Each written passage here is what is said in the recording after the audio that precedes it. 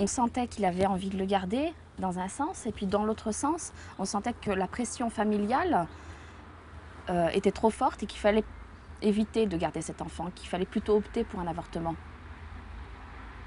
Et donc à partir de ce moment-là, vous, comment est-ce que vous avez vu les choses? J'ai eu besoin de prendre du recul, donc j'ai pris une semaine de congé et j'ai essayé de voir ce que je ressentais moi essentiellement, puisque c'est en moi qu'il est ce bébé, c'est moi qui porte la vie, et si c'est à moi de prendre la décision à savoir si je vais la donner ou si je vais l'éliminer entre guillemets. Donc j'ai pris une semaine de congé, j'ai réfléchi. Pendant cette semaine de congé, j'ai contacté des gens qui sont pour l'avortement, des gens qui sont contre l'avortement, afin de peser le pour et le contre.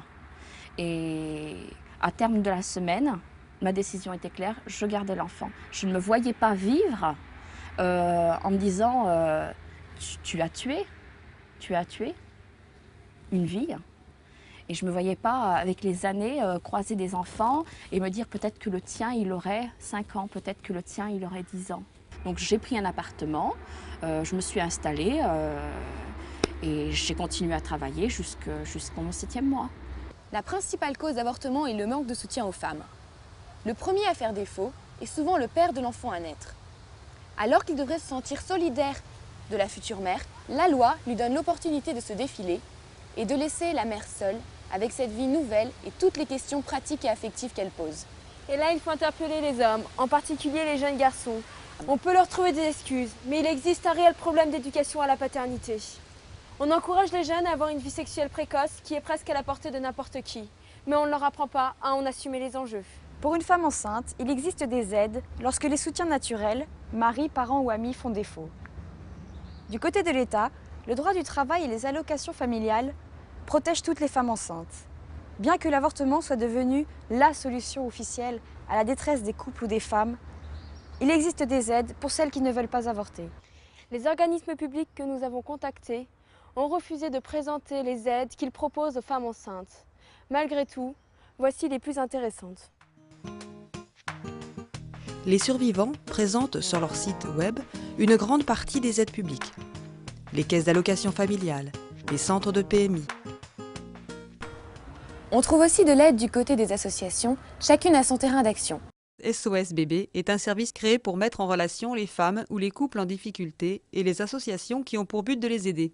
Partout en France, elle propose de l'écoute téléphonique, du conseil et des aides matérielles, morales ou spirituelles. C'est pas facile de se retrouver toute seule dans un appartement, alors qu'on vivait à deux, qu'on était entouré d'amis, qu'on avait des amis régulièrement autour de soi.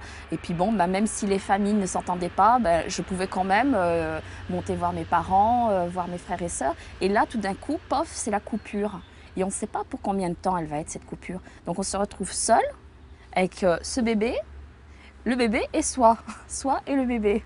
Donc il faut qu'on puisse trouver un appui quelque part. Et l'appui que j'ai pu trouver, c'était auprès d'associations qui apportent un soutien moral aux jeunes femmes qui sont justement dans des passages en difficulté, quoi.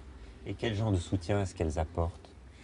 Quand je dis moral, c'est qu'elles nous encadrent. Hein. J'ai eu des visites de dames que je ne connaissais pas, avec qui j'ai sympathisé. On est devenus amis. À l'heure actuelle, on est encore en bons termes, on est des amis. Donc, qui nous expliquent comment s'est passée leur grossesse, nous parlent de leurs enfants, de leur parcours, et puis essaient de positiver tout ce qu'on peut voir en négatif. Parce que quand j'étais enceinte, il y a des choses que je dramatisais.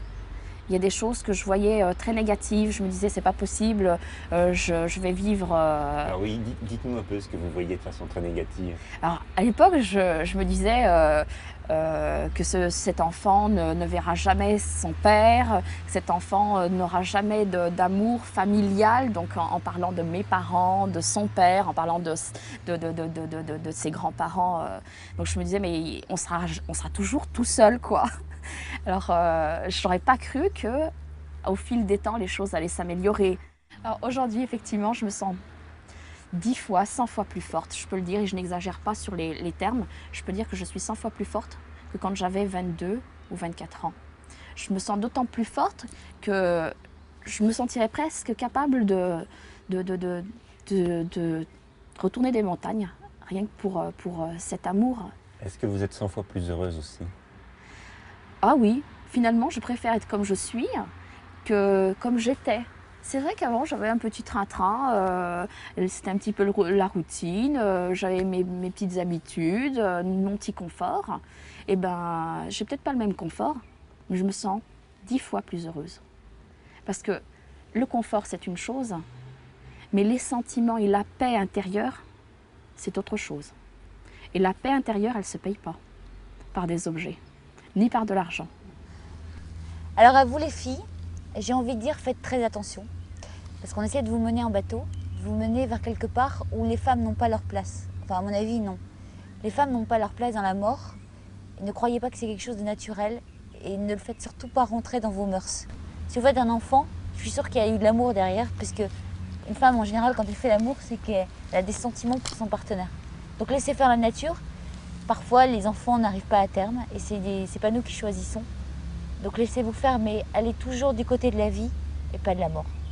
Voilà, et sachez écouter les bonnes personnes. La vie est en nous. Une heure d'information claire, honnête et bienveillante. La vie est en nous. Il faut la protéger.